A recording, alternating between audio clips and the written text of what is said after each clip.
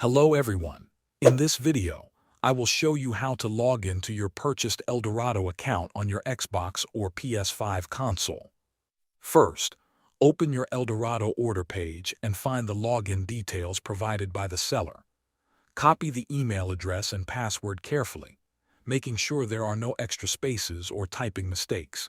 If you are using a PS5, go to Settings, then Users and Accounts, and select Users. Choose Add User, then select Get Started.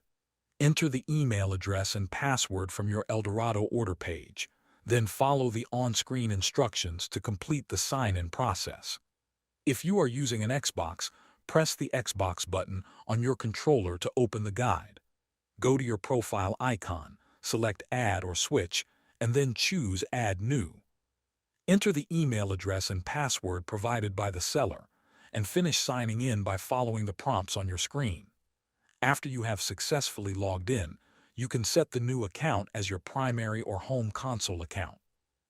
If you have any trouble signing in, double-check that you entered the login details exactly as they were provided. If the problem continues, contact the seller through your Eldorado order page for assistance. Thanks for watching.